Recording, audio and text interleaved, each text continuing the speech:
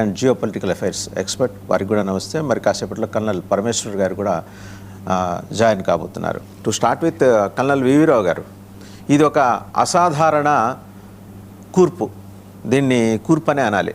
కూటమి అంటే అన్ని మనసులు కలిస్తే కూటమి, ఇది అవసరాలు కలిసిన వ్యవస్థ కాబట్టి దీన్ని కూర్పు అనే చూడాల్సి ఉంటుంది. జస్ట్ 24 అవర్స్లో జరిగిన పరిణామాలు మీరు చూశారు. ఎలా ఈ కూటమి ఎలాంటి ఇంపాక్ట్ చూపించబోతోంది పశ్చిమాసియాలో, దరిమిల జియో పొలిటికల్ అఫైర్స్ మీద దీని ఇంపాక్ట్ ఎలా ఉండబోతోంది? ఇది ఈ కూటమి ముందరకి వెళ్ళే ప్రసక్తి కనిపించట్లేదండి. ఎందుకంటే ఇందులో ఉన్న కాన్స్టిట్యూంట్ దేశాలన్నీ, అంటే టర్కీ, సౌదీ అరేబియా, పాకిస్తాన్ ఇప్పటి వరకు, ఫ్యూచర్లో బహుశా ఖతార్, ఈజిప్ట్, ఇంకొంచెం సాగదీస్తే బంగ్లాదేశ్, ఇటువంటి దేశాలు జాయిన్ అయినా కానీ అందరికీ డైవర్జెంట్, అంటే విభిన్నమైన సెల్ఫిష్ రీజన్స్ ఉన్నాయి. పాకిస్తాన్కి ఏంటంటే డబ్బులు కావాలి, న్యూక్లియర్ వెపన్స్ అమ్మడానికి సిద్ధంగా ఉంది. అలాగే వాళ్ళ ఈస్టర్న్ ఫ్రంట్లో, అంటే ఇండియా తోటి ఒకవేళ యుద్ధం జరిగితే, ఎందుకంటే ఆపరేషన్ సింధూర్ ఇంకా పూర్తి కాలేదు, సింధు వాటర్ జలాలు అబ్రిగేట్ అయి ఉన్నాయి. తర్వాత ఒకవేళ సంధి కుదరాలనుకుంటే కేవలం పీఓకే మీద జరుగుతాయని చెప్పి భారత్ స్పష్టం చేసింది. ఈ ప్రసక్తిలో వాళ్ళకి అడిషనల్ సెక్యూరిటీ ఫీచర్స్ తీసుకురావడానికి ప్రయత్నిస్తుంది. ఇంకా టర్కీ అంటారా, పాత 1921లో కోల్పోయిన ఆధిపత్యాన్ని తిరిగి తీసుకోవాలని చూస్తుంది. అలాగే వాళ్ళకి ఇజ్రాయెల్ మీద ప్రో హమాస్ కక్ష చాలా ఉంది. సౌదీ అరేబియా అంటే వాళ్ళకి మనీ పవర్ తప్పితే కానీ సెక్యూరిటీ ఫోర్సెస్ అన్నీ కేవలం లాంఛనప్రాయమైన సెక్యూరిటీ ఫోర్సెస్, అది వాళ్ళకి కంబాట్ ఎడ్జ్ లేదు. పాకిస్తాన్ సర్ప్రైజింగ్లీ అమెరికా ప్రోగల్భంతో వరల్డ్ పీస్ కమిటీలో భాగం కింద ఇజ్రాయెల్లో స్టేషన్ చేసిన తన బ్రిగేడ్ ట్రూప్స్ని వాడి హమాస్ని నిర్వీర్యం చేయాల్సిన అవసరం ఉంది. అయితే అది ముందరికెళ్ళే ఆ ప్రసక్తి కూడా కనిపించట్లేదు. ఇటువంటి డైవర్జెంట్, అంటే ఎవరి సెల్ఫిష్ రీజన్స్ కోసం వాళ్ళు జాయిన్ అయిన దాంట్లో కామన్ ఎజెండా పాయింట్ ఒక్కటే కనిపిస్తుంది నాకు. అదేంటంటే టర్కీకి కొంతవరకు డిఫెన్స్ ఇండస్ట్రీ, ఎస్పెషల్లీ డ్రోన్స్లోను, కొంతవరకు ఆర్మ్డ్ పర్సనల్ క్యారియర్స్లోను, కొంతవరకు సర్వేలెన్స్ డివైసెస్లోను ఉంది. వాటిని పాకిస్తాన్కి అమ్ముకుని డబ్బులు చేసుకునే అవకాశం చాలా కనిపిస్తుంది. పాకిస్తాన్కి అయితే సౌదీ అరేబియా నుంచి అప్పు తీసుకునే లాభం బాగా కనిపిస్తుంది. ఈ రెండు లాభాలు తప్పితే కానీ ఈ కూటమిలో నాకేం పెద్ద ఏమీ కనిపించట్లేదు. చెప్పండి. అయితే కల్నల్ వీరరావు గారు, కూటమి ఈరోజు 3 దేశాలు కలవటం అనేది, దానికి నాటో అనే పేరు పెట్టుకోవటం, వాళ్ళు ఇస్లామిక్ నాటో అనే పేరు పెట్టుకోవటం కొత్తవి కాదు. ఇంకా ఆల్రెడీ 2 కూటమిగానే ఉన్నాయి, సౌదీ అండ్ పాకిస్తాన్. కొత్తగా వచ్చి చేరింది టర్కీ. టర్కీకేమో అదొక అవసరం, పాకిస్తాన్కేమో దైన్యం, అండ్ సౌదీ దగ్గరేమో డబ్బులు ఉన్నాయి, విచ్చలవిడిగా వాళ్ళు వెదజల్లగలరు, సైన్యాలని కొనుక్కోగలరు. ఇప్పుడు ముగ్గురు కలిసి ఇంకా మిగిలిన అందరినీ కలుపుకుని పోదంటే, ఇప్పుడు కలిసిన 3 చూస్తే అది సున్నీ దేశాలు. మరి వాట్ అబౌట్ షియా అండి? అవి వేరేగా ఏర్పడతాయి, వీటితో జట్టు కట్టే అవకాశం ఉందా? ఆల్రెడీ యాక్సిస్ ఆఫ్ రెసిస్టెన్స్ అని చెప్పి గత 3-4 సంవత్సరాలుగా ప్రపంచం అంతా మాట్లాడుతుంది.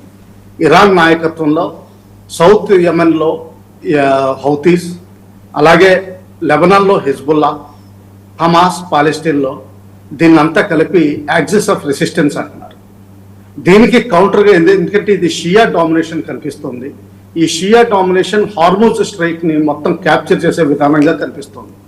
ఇప్పుడు వరకు జరుగుతున్న అమెరికా ఇరాన్ చర్చల్లో చూస్తే ఇది హార్మోజ్ జలసంధి మీద గట్టిగా పట్టు కనిపిస్తుంది ఇరాన్. సో దీన్ని కౌంటర్ చేయడానికి సౌదీ అరేబియా కొన్ని చర్యలు తీసుకోవాల్సింది. ఎందుకంటే హౌతీస్ అటు రెడ్ సీలో డామినేట్ చేస్తారు, ఇటు హార్మోజ్ జలసంధిలో ఇరాన్ డామినేట్ చేస్తుంది, ఒమాన్ కూడా కొంతవరకు డామినేట్ చేస్తుంది, ఒమాన్. సో దీనివల్ల ఏంటంటే సౌదీ అరేబియాకి తన ఆయిల్ ఎక్స్పోర్ట్స్ ఎలా చేసుకోవాలన్న అగత్యం ఏర్పడింది. సో వాళ్ళు ఈ విధంగా దీన్ని కౌంటర్ చేయడానికి సున్నీ అన్న ఒక ఫ్యాక్టర్ని తీసుకొచ్చి పాకిస్తాన్కి బహుశా న్యూక్లియర్ అంబ్రెల్లా ఇవ్వగలదు అనుకుంటున్నారు. అయితే పాకిస్తాన్ న్యూక్లియర్ అంబ్రెల్లా నిజంగా ఇవ్వగలదా, లేకపోతే పాకిస్తాన్ న్యూక్లియర్ వెపన్స్ అన్నీ అమెరికా కంట్రోల్లో ఉన్నాయా అన్నది బయటికి ఎవరికి తెలియదు. బహుశా పాకిస్తానీస్ కూడా తెలియదు. కేవలం టాప్ పాకిస్తానీ ఆర్మీ అమెరికాకి మాత్రమే తెలుసు. సో ఈ విధంగా చూస్తే ఎట్టి పరిస్థితుల్లోనూ ఇది సక్సెస్ అయ్యేటట్టు కనిపించట్లేదు. ఎందుకంటే పాకిస్తాన్ ఆల్రెడీ 18 ఎయిర్క్రాఫ్ట్ సౌదీ అరేబియాలో డిప్లాయ్ చేసింది, ఒక బ్రిగేడ్ లెవెల్లో ట్రూప్స్ ని అక్కడ ప్లేస్ చేసింది. కానీ హౌతీస్ మీద ఇంకా ఆపరేషన్స్ మొదలు పెట్టలేదు. హౌతీస్ మీద ఆపరేషన్ మొదలు పెడితే ఇప్పటి వరకు ఉన్న ఒక కంటెండర్, అంటే ఈ గ్రూప్ లో జాయిన్ అయ్యే కంటెండర్ కింద ఉన్న ఖతార్, అది బయటకు వచ్చేస్తుంది. సో ఏంటంటే ఇది నాన్ స్టార్టర్ అని అనిపిస్తుంది. దానికి ఒక హోలీ నేమ్ ఇచ్చారు, మక్కా ప్యాక్ట్ అన్నట్టుగా. తర్వాత నాటో అని చెప్పి దానికి ఏదో పవర్ఫుల్ ఇన్స్టిట్యూషన్ కింద చూపించాలని చూస్తున్నారు. అయితే నాటోలో ఒకటి ఉంది, దాదాపు 80% అంతా నాటోలో అంత అమెరికన్ ఎక్విప్మెంట్ వాడుతుంది. తర్వాత అమెరికా విపరీతంగా ఫైనాన్స్ చేస్తుంది. ఇక్కడ కేవలం సౌదీ అరేబియా ఫైనాన్స్ చేయాలంటే అంత కేపబిలిటీ అనిపించట్లేదు. ఎందుకంటే సౌదీ అరేబియా ఉన్న ఫైనాన్సెస్ అన్ని దాదాపు $80 to $100 బిలియన్ అన్ని అమెరికాలో ఇరుక్కుపోయి ఉన్నాయి, ఫిక్స్డ్ డిపాజిట్స్. సో దానివల్ల ఫైనాన్సెస్ తీసి ఇక్కడికి డైవర్ట్ చేయడానికి కూడా వాళ్ళకి అంత స్కోప్ కనిపించట్లేదు.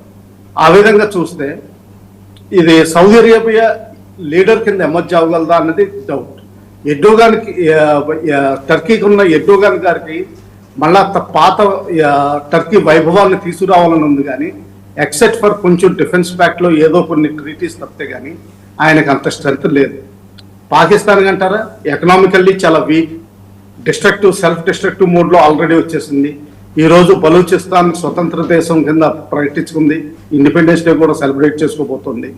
ఇటువంటి నేపథ్యంలో వాళ్ళు న్యూక్లియర్ అంబ్రెల్లా నిజంగా సౌదీ అరేబియాకి ఎక్స్టెండ్ చేయగలుగుతారా? అంతటి అవసరం ఉంటుందా? టర్కీకి ఎట్టి పరిస్థితుల్లోనూ అవసరం లేదు. సో ఏంటంటే ఎవరికున్న క్యాపబిలిటీస్ వాళ్ళకి కేవలం కొంతవరకు టర్కీ అడ్వాంటేజెస్లో ఉంది తప్పితే కానీ ఇంకెవరికి పనికి వచ్చే అవకాశం కనిపించట్లేదు. సో ఇంత డైవర్జెన్స్లో సక్సెస్ అవుతుందని కనిపించట్లేదు. చెప్పండి. రైట్. కనల్ పరమేశ్వర్ గారు, ఇప్పుడు ఆ 3 దేశాలు చూద్దాం. టర్కీకి ఏమో ఖలీఫా రూల్ కావాలంటుంది, సౌదీ ఏమో అసలు ఇస్లాం పవిత్ర స్థలాలు మా దగ్గరే ఉన్నాయి, మక్కాలో ఉన్నాయి, అందుకని వాళ్ళు తీసుకెళ్ళి మక్కాలో పెట్టుకుంది కూడా అదే, దానికి కారణం కూడా అదే. మదీనా మా దగ్గర ఉన్నాయి, మేం కదా ఇస్లాం ధర్మాన్ని నిర్దేశించేది, ధర్మాన్ని నడిపించేది మేం కదా, నువ్వు ఖలీఫా డ్రెస్ వేసుకుని వచ్చి కూర్చుంటే నేను ఎందుకు అనుమతిస్తావు అనుకున్న దేశంతో జట్టు కట్టడాన్ని ఏ రకంగా చూడాలి? ఒకవైపు పాకిస్తాన్, చైనాతో సంబంధాలు ఉంటాయి, అమెరికాతో సంబంధాలు ఉంటాయి, అండ్ వాళ్ళు చేసుకునే ఇందాక as rightly said by colonel VV Rao garu, వాళ్ళ వెపన్స్ అమెరికా కంట్రోల్లో ఉంటాయి. వాళ్ళ పోరాటం ఎవరి మీద చేస్తున్నారు అంటే ప్రత్యర్థి ఎవరో తెలియదు, శత్రువు కాదు, నేను శత్రువు దాకా వెళ్ళా, ప్రత్యర్థి ఎవరో తెలియకుండా పాకిస్తాన్ ఇందులో కుటుంబంలో చేరటం. మనం ఇక్కడ M³ చూడాలి, money, machine and man power. Money Saudi దగ్గర ఉంది, మెషిన్ టర్కీ దగ్గర ఉంది, మ్యాన్ పవర్ పాకిస్తాన్ దగ్గర ఉంది. అడుక్కు తినే దేశం ఇవాళ ఏంటంటే సైన్యాన్ని అద్దెకిస్తోంది. వీళ్ళని నిర్దేశించే శక్తులు బయట ఉన్నాయి, చైనా ఉంది అండ్ యువతల పక్క అమెరికా ఉంది. అసలు ఇది ముందుకెళ్ళటానికి ఉన్న అవకాశాలు ఎక్కడన్నా కనిపిస్తున్నాయి? వితిన్ 24 అవర్స్లో హౌతీస్ దాడి చేస్తే ఒక్క దేశం మాట్లాడలా, ఆ మిగిలిన 2 దేశాలు మాట్లాడలా. అంటే మేము లేస్తే మనుషులం కాదని చెప్పటమే, లేచే శక్తి వాళ్ళ దగ్గర ఉందా లేదా అర్థం కావట్లేదు. వాస్తవంగా మీకు ప్యానలిస్ట్ కి మీ ప్రేక్షకులకి నమస్కారం అండి. ఫస్ట్ ఆఫ్ ఆల్ కొన్ని వ్యాలిడ్ పాయింట్స్ బయటకు ఇచ్చాయి, ఓన్లీ ట్రిపుల్ అన్నారు, అది that is most valid point దీనిలో చూడాలంటే. అయితే రావు గారు పాయింట్అవుట్ చేసింటే ఇదివరకే వీళ్ళకి సౌదీకి ఇంకా పాకిస్తాన్ కి ప్యాక్ట్ ఉందండి. అయితే ఆ ప్యాక్ట్ లో ఒకవేళ మీ దేశం మీద దాడి, మా దేశం మీద కూడా దాడి అన్నప్పుడు, ఇరాన్ దాడి చేసినప్పుడు వీళ్ళు పీస్ ప్యాక్ట్ లో ఉండకుండా సౌదీ వాళ్ళ డిఫెన్స్ లో ఇరాన్ మీద దాడి చేయాలి, అది చేయండి నెంబర్ 1. సో నెంబర్ 2, ఇప్పుడు హౌతీస్ అటాక్ చేశారు. హౌతీస్ అటాక్ లో కూడా వాళ్ళు పొజిషన్ అయినట్టు కూడా వాళ్ళు ఏం చేయట్లేదు పాకిస్తాన్ అక్కడ. సో నెంబర్ 2 అదొకటి pact of this agreement. Second ఏంటంటే మనం చూడాల్సిన very superficial fact, one very interesting factor మీకు కనిపించేది ఇక్కడ ఏంటి అంటే, వాళ్ళ బ్యాక్ లో ఉన్న 96, 97 sorry 9 or 7 issues, 7 or 9 issues అనుకుంటే, 9 ఇష్యూస్ అనుకున్నాం. కొన్ని ఏవైతే వాళ్ళు అనుకున్నారో అవన్నీ డిఫెన్స్, కలెక్టివ్ డిఫెన్స్ అన్నారు. అంటే ఆర్టికల్ 5 ఉంది నేటోలో. అలా ఆర్టికల్ 5 ఏంటంటే armed attack on 1 member is armed attack on other member also. అది దాని వల్లనే ముస్లిం నేటో అని అంటున్నారు. ఇంకా చూడాలంటే ఐసీఈట్ అస్ సున్నీ NATO, counterweight to Iran. Iran షియా డామినేటెడ్ అండి, ఆల్మోస్ట్ 81-82% ఈస్ షియా population in Iran. So Arabic counterweight to Iran అన్నట్టు ఉంది, కానీ సున్నీ నాటో ఉంది, కానీ ముస్లిం నాటో కూడా లేదు. Yeah, it is an agreement to spark wider Uma establishment of Uma అనేది వాళ్ళది long term dream Pakistan. Even Asim Munir కూడా జోక్ ఒక ఫీల్డ్ మార్షల్ ఆసిమ్ మునీర్ ఎవరితో ఉన్నాడు వాడు కూడా ఇదే మాట అన్నాడు. సో ఉమ్మా ఎస్టాబ్లిష్ చేయాలి అని. So that is one collective defence ఒకటి, mutual security commitment, enhance military cooperation, అలా strategic coordination, defence technology cooperation ఏవేవో ఉన్నాయి, డెటరెన్స్ అనేవో ఉన్నాయి. కానీ మోస్ట్ ఇంపార్టెంట్ ఫ్యాక్టర్ మీరు చూడాలంటే నో న్యూక్లియర్ ఇంటిగ్రేషన్ అన్నారు. ఇంకా అంటే న్యూక్లియర్ గురించి ఇంకా వాళ్ళు మాట్లాడలేదు ఈ ప్యాక్ట్ లో. There is no talk of nuclear cooperation between Pakistan, Saudi Arabia and Turkey. Now, why did Saudi get into such a pact with Pakistan? అనేది మీరు ఆలోచించాలి. Mohammed bin Salman is very modern looking ruler అండి. ఆయన typical Islamic ruler కాదు. ఆయన వచ్చిన తర్వాత made all the right matches with US. Is establish special, అంటే ఆయన ఒక స్పెషల్ రిలేషన్షిప్ మోదీ గారితో కూడా ఎస్టాబ్లిష్ చేశారు. అంటే is trying to balance the entire world for Saudi. ఒకవైపు ఇస్లామిక్ వైపే వెళ్ళట్లేదు ఆయన. That is the most important factor we have to keep in mind. So ఆయన ఎందుకు చేశారు అంటే మనం అనుకున్నాం పాకిస్తాన్ దగ్గర manpower and depth of military experience. అంటే పాకిస్తాన్ ఓడిపోయిన యుద్ధాలు ఎవరు ఓడిపోలేదండి. So that experience is there with. మీరు అది గుర్తుపెట్టుకోవాలి. సో యుద్ధాలు ఎలా ఓడకూడదు అనేది పాకిస్తాన్ తో తప్ప ఎవరితో నేర్చుకోలేవు. వాళ్ళు అక్కడ ఆఫ్ఘనిస్తాన్ తో ఓడిపోతున్నారు, వీళ్ళతోటి బలూచిస్తాన్ తో ఓడిపోతున్నారు, దాని తర్వాత వాళ్ళు ఎన్డబ్ల్యూఎఫ్ కూడా దెబ్బలు తింటున్నారు, వీటితో కూడా దెబ్బలు తింటున్నారు. సో ప్రతి చోట వాళ్ళు దెబ్బలు తింటున్నారు. సో ఎలా ఉండకూడదు, ఎలా మేనేజ్ చేయకూడదు పాకిస్తాన్ ఆర్మీ అనేది ఆసిమ్ మునీర్ కన్నా ఎవరు చెప్పలేరు పెట్టి. So that is the most important aspect with Saudi Arabia Turkey ఎఫ్సి. టర్కీకి ఏముంది మార్కెట్, ఇంకో డిఫెన్స్ మార్కెట్, వాళ్ళకి డ్రోన్స్ కావాలి, చీప్ డ్రోన్స్ కావాలి. సో టర్కీ ఇస్తుంది. సౌదీకి ఇంకొక డెడ్ ట్రాప్ లో దింపే ఇంకో కంట్రీ కావాలి. అడుగుతున్న కంట్రీ పాకిస్తాన్ కానీ ఇంకేం దొరుకుతుంది ఈ మధ్య ఎవరి దగ్గరైనా నిర్మోమాటంగా అడుగుతుంది అనేది పాకిస్తాన్ మాత్రమే. సో పాకిస్తాన్ దొరికింది. సో కల్నల్ పరమేశ్వర్ గారు ఇంకొక కాంట్రాస్ట్ చూసారా? పాకిస్తాన్ బిచ్చగాళ్ళని తరిమి కొట్టింది సౌదీ. సో మూడు పరస్పర భిన్నమైన అభిప్రాయాలు, భావజాలాలు ఉన్నాయి. వాళ్ళు గొడుగు ఒకటే, సున్నీ అనే గొడుగు వేసుకున్నారు. కానీ పరస్పర వాళ్ళు పాకిస్తాన్ బెగ్గర్స్ కనపడటానికి వీల్లేదని చెప్పేసి తరిమి పంపించేశారు. వీళ్ళందరూ అసలు కలిసి పనిచేయడానికి వాళ్ళకున్న కామన్ మినిమం ప్రోగ్రామ్ ఏంటి సార్? ఇరాన్ని కౌంటర్ చేయడం ఇంకేమైనా ఉన్నాయా? ఇంకొకటి ఏంటంటే సౌదీ will also want, అంటే సౌదీకి ఏం కావాలంటే through Pakistan they want to go into East Asia. ఇండియాతో ఉన్నా కూడా అక్కడ పాకిస్తాన్, చైనా ఇంకా బంగ్లాదేశ్ కౌంటర్ బ్యాలెన్స్ చేస్తున్నాయి ఇండియాని. సో దాంతో ఏంటంటే ఇండియాతో ఉన్న కౌంటర్ వెయిట్ కాకుండా పాకిస్తాన్ తో they want get closer to China. So Saudi ఇంకా టర్కీ బ్యాక్ లో రావడంతో ఏమవుతుందంటే China may get more influence in west Asia. So మనకు మోర్ రెలవెంట్ గా డిస్కస్ చేసుకోవాల్సింది ఏంటంటే ఇండియాకి ఇంప్లికేషన్స్ ఏంటి దీనివల్ల, ఈ న్యూ సెక్యూరిటీ బ్లాక్ వల్ల, రీజనల్ పవర్ బ్యాలెన్స్ షిఫ్ట్ వల్ల మనకి ఏంటి, ఈ ఎంజేడిఏ వల్ల ఏమొచ్చేది అనేది చూడాలి. అంటే మన ఇండియా సౌదీ రిలేషన్షిప్ కానీ, గల్ఫ్ ఇంట్రెస్ట్ కానీ, లేకపోతే growth of Pakistan factor, growth of Pakistan influence in west Asia కానీ మనం చూసుకోవాలి. కానీ otherwise we really don't need to bother about this fact. అంటే ఇది సక్సెస్ఫుల్ అవుతుందా, ఫెయిలియర్ అవుతుందా అనేది పక్కన పెడితే the ambit of the agreement is very small and very tactical. There is no strategic implication of this as of now. Common market అంతే, మీ దగ్గర మాకు బెనిఫిట్ అవుతుంది, మా దగ్గర మీకు బెనిఫిట్ అవుతుంది అన్న ఒకటే ఒక ఉద్దేశం తప్ప whether they will be able to వైడన్ this fact and name establishes, అంటే వాళ్ళు ఒక సున్నీ రాజ్యాన్ని, కనీసం సున్నీ ఇస్లామిక్ రాజ్యాన్ని ఎస్టాబ్లిష్ చేయగలుగుతారు అనేది ఇట్స్ అ బిగ్ క్వశ్చన్, చాలా పెద్ద క్వశ్చన్. ఎందుకంటే Mohammed bin Salman may not cooperate for that, may not be very open for it.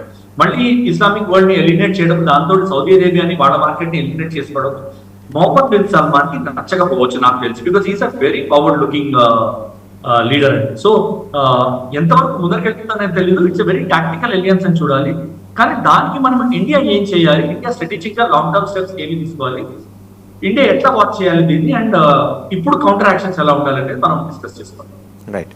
Jupudi గారు, మీరు డిఫెన్స్ రంగంలో చాలా సంవత్సరాలు బాధ్యతలు నిర్వహించారు, జియోపొలిటికల్ అఫైర్స్ మీద సునిశ్చితమైన అధ్యయనం చేసిన వారుగా ఈ కూటమిని ఎలా చూస్తున్నారు?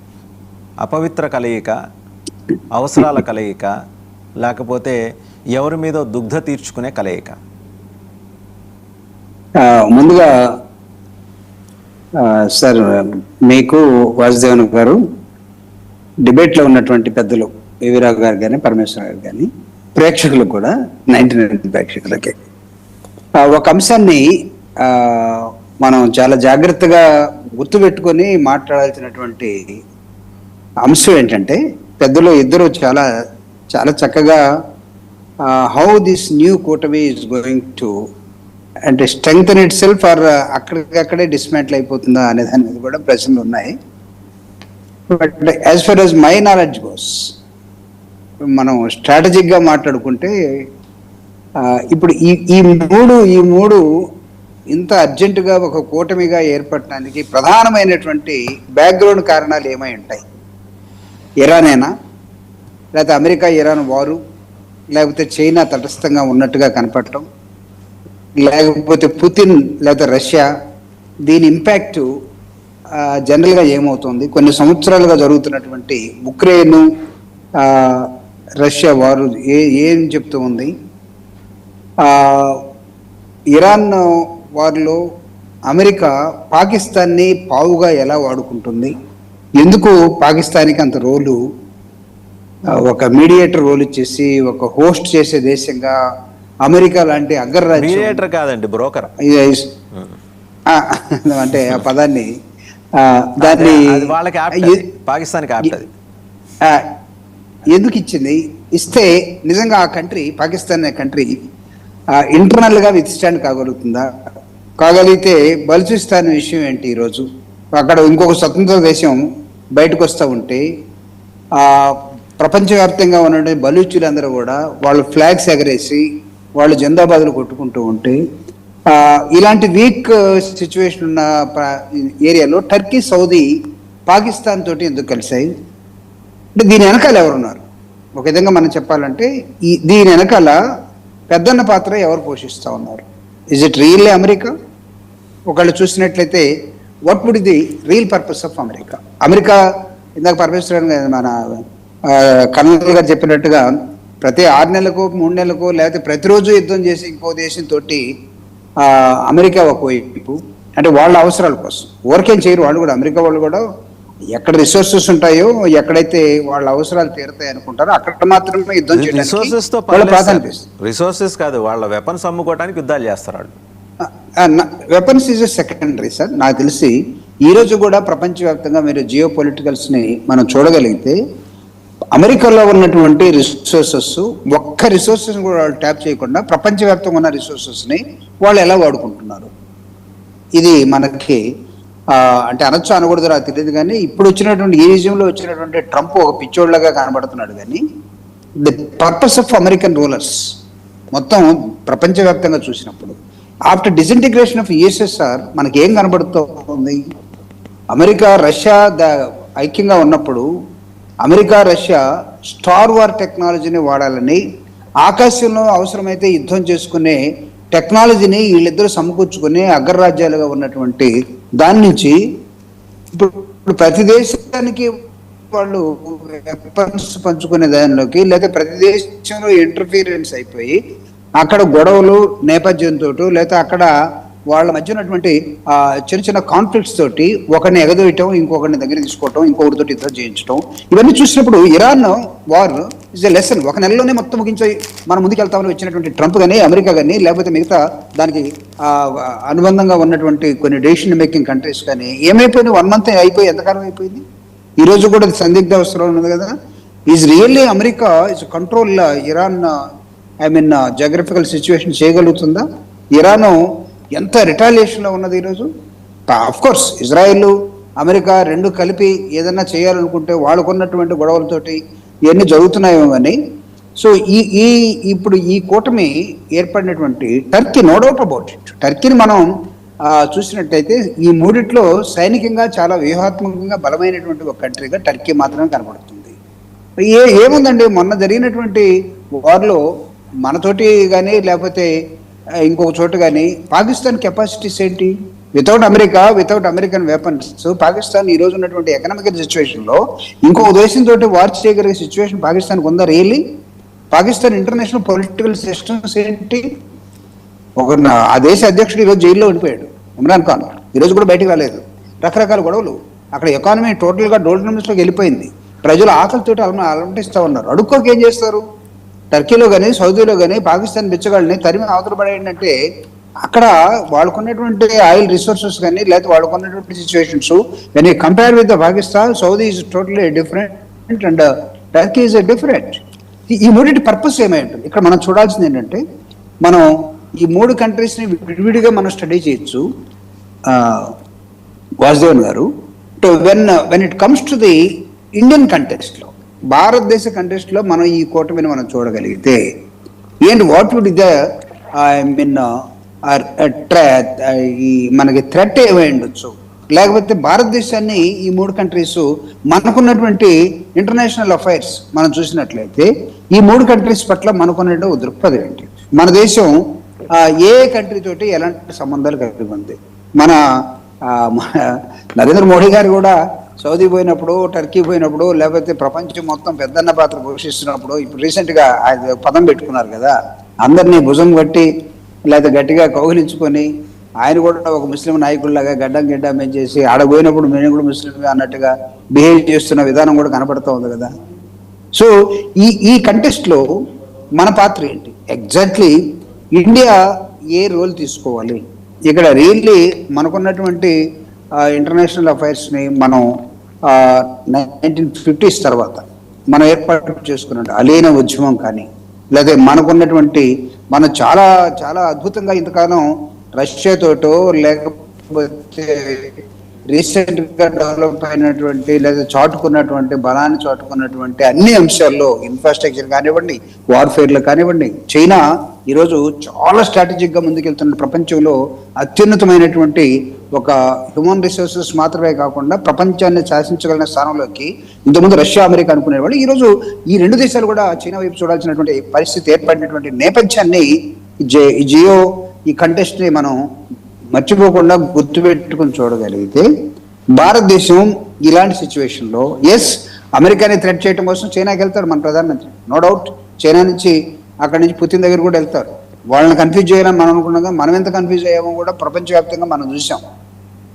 రియల్లీ పుతిన్ దగ్గరికి వెళ్ళినప్పుడు, లేకపోతే జిన్పింగ్ దగ్గరికి వెళ్ళినప్పుడు, లేదా డొనాల్డ్ ట్రంప్ ఎలా రియాక్ట్ అయ్యాడు, లేదా పోకముందు ఆయన గుజరాత్ వచ్చినప్పుడు ఆయనకి వామ్ వెల్కమ్ చెప్పినప్పుడు, హ్యూజ్ వెల్కమ్ చెప్పినప్పుడు ఆయన ఎలా ఫీల్ అయ్యాడు. మరి ఈ దారిలో రియల్గా మన ఇంటర్నేషనల్ అఫైర్స్ పర్ఫెక్ట్గా మనం పెట్టుకున్నామా లేదా, మన పక్కనే ఉన్న అంటే మన పక్కన మన బార్డర్లో ఉన్నటువంటి మన దాయాదులను చెప్పుకునే పాకిస్తాన్ ఈరోజు ఎక్కడో ఉన్న టర్కీ తోటి, లేకపోతే ఆయిల్ అండ్ అదర్ రిసోర్సెస్ తోటి, ఎకనామికల్ పవర్గా ఉన్నటువంటి సౌదీ తోటి ఒక కూటమిలోకి వెళ్ళిపోయిన తర్వాత మనం ఎలా ఎస్టిమేట్ చేయగలుగుతున్నాం? I think this is going to be most important. External Affairs spokesperson Jaiswal గారు అన్నారు, Delhi is closely watching and monitoring the ongoing developments అని. చూద్దాం ఏం జరుగుతుందో. ఒకసారి కల్నల్ వీవీరావు గారి దగ్గరికి వెళ్దాం. Sir, M³ versus H³ money, machine, man power, Hezbollah, Hamas and ఇంకోటి కనుక చూస్తే హౌతీస్. ఇప్పుడు ఈ రెండు కూడా తెర మీదకి వచ్చాయండి. ఈ రెండు అంశాలు తెర మీదకి వచ్చాయి. ఈ రెండు కాదనలేని ఫ్యాక్టర్సు. అండ్ ఇంకోటి ఏంటంటే, అమెరికాని నమ్ముకొని ఇన్నాళ్ళు గల్ఫ్ దేశాలు ఉన్నాయి.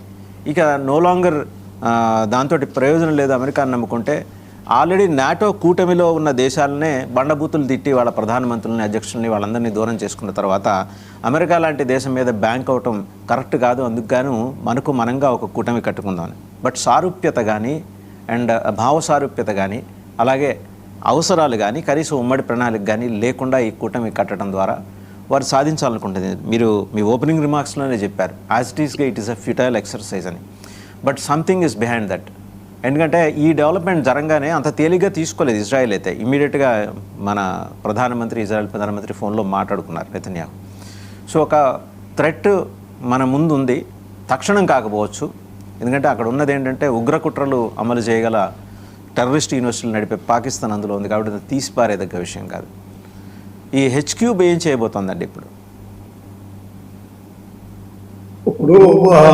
అమెరికా సంగతి వద్దాం.